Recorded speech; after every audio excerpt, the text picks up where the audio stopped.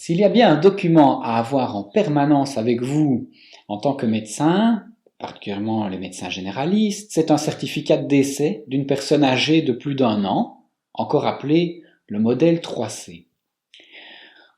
Un certificat non ou mal complété peut empêcher la prise en charge du corps, notamment pour les pompes funèbres en cas de décès de cause naturelle. Alors avant qu'on puisse voir en détail comment bien le compléter, quelques conseils généraux. Lisez ce qui est écrit. Ça paraît bête, mais cela évitera beaucoup d'erreurs car vous êtes guidé pas à pas dans ce que vous devez ou pas compléter. Une partie est destinée aux médecins, une autre à l'administration communale. Une personne décédée est toujours redevable du secret médical. Donc l'information ne peut être partagée que de médecin à médecin lorsque cela concerne sa santé. C'est pour cette raison qu'une enveloppe est fournie afin d'y glisser les documents que vous devez remplir. Enfin, remplir ce document est un acte médical. Le patient étant décédé, vous aurez 3 moyens pour vous aider à le compléter. L'hétéroanamnèse, cela peut être la famille ou les soignants, par exemple dans une maison de repos. La connaissance du dossier médical, si vous pouvez y avoir accès, et enfin l'examen clinique du corps.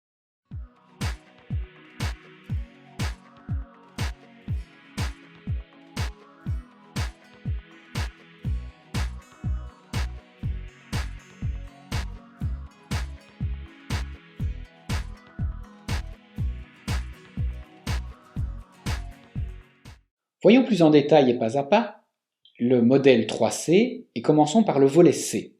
C'est le document qui mérite toute votre attention car il n'est pas simple à remplir. Il vous est destiné. Commencez par le point 1, type de décès. La cause naturelle est la cause la plus probable, même si le constat d'un suicide est tout à fait possible. Par contre, en cas d'accident de la circulation ou d'homicide, c'est généralement nos confrères légistes qui seront contactés. Attention qu'un suicide est considéré comme une mort violente. Il faudra donc le décrire ou la décrire dans le point 2 et dans le cas d'un accident, c'est le point 3 que vous devez compléter.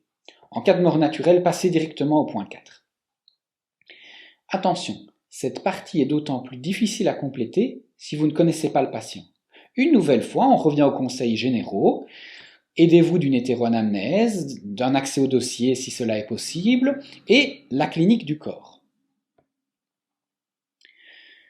Commencez par compléter la partie 1 et remplir la ligne A par la cause du décès d'abord, et en bout de ligne, le délai qui a entraîné la mort.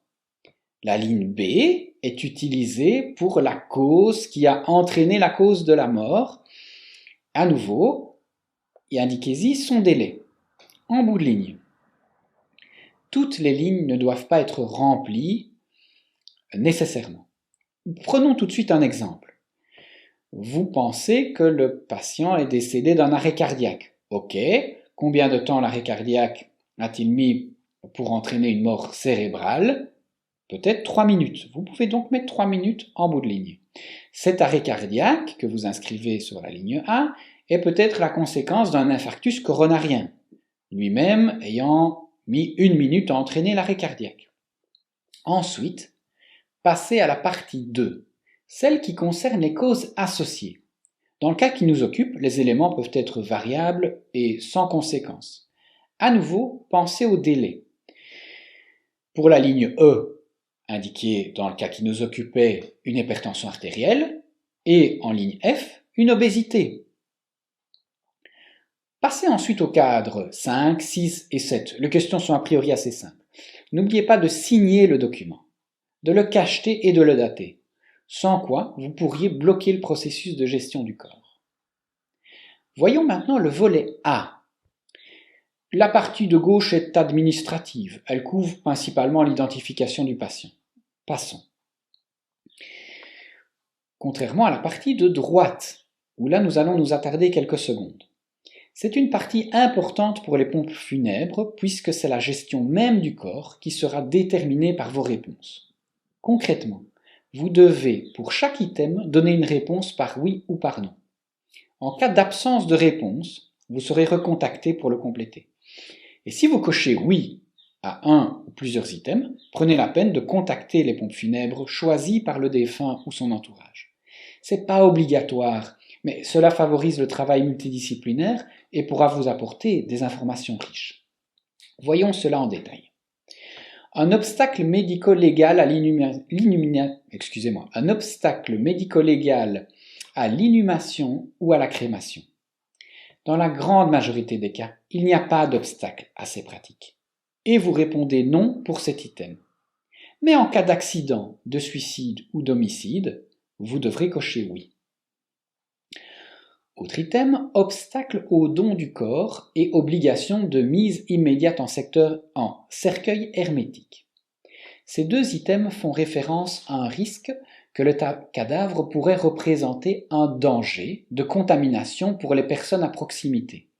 La contamination peut être infectieuse, bien sûr, mais elle peut parfois, dans de rares cas, être radioactive.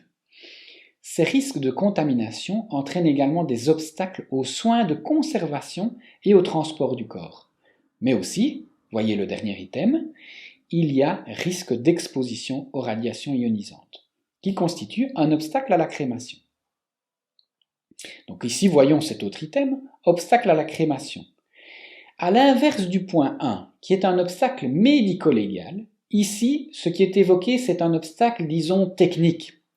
La présence de prothèses, de pacemakers ou tout autre matériel au sein du corps peut être problématique pour la crémation. Par exemple, si vous ne connaissez pas le défunt, votre examen clinique devra rechercher des cicatrices au niveau du thorax, des hanches, des genoux. À nouveau, prenez la peine de contacter les pompes funèbres en cas de doute si une crémation est prévue. Un corps en mauvais état, putréfié ou déchiqueté, constitue un obstacle aux soins de conservation. Vous devrez donc cocher oui pour cet item. À nouveau, j'insiste. N'oubliez pas de signer et cacheter ce document, même si vous avez déjà signé le précédent volet. Voilà. À ce stade, on peut réaliser une mise au point. Vous avez rempli le volet C et le volet A. Afin de préserver le secret médical, ces deux documents doivent être glissés dans l'enveloppe fournie et vous devez la sceller. Il vous reste alors le volet B que vous devez compléter en tant que médecin. Ce document est simple et ne permet pas d'identifier la personne. Elle ne doit donc pas se trouver dans l'enveloppe, car elle est destinée d'abord à l'administration communale. Et enfin, vous trouverez dans le certificat le volet D, qui est au verso du volet B et est à remplir, elle, par l'administration communale. Vous n'y touchez pas. À ce stade, vous laissez le tout en main à l'entourage. À moins d'un obstacle, le tout sera remis aux pompes funèbres. En conclusion, je vous invite à découvrir l'autre vidéo, Constat de décès, généralité pour plus d'informations. Rendez-moi un feedback sous la vidéo et posez vos questions s'il reste des zones d'ombre. Enfin, si vous êtes médecin légiste ou que vous connaissez quelqu'un d'intéressé par la thématique, n'hésitez pas à me contacter pour qu'on puisse organiser plus d'informations au sein de la communauté.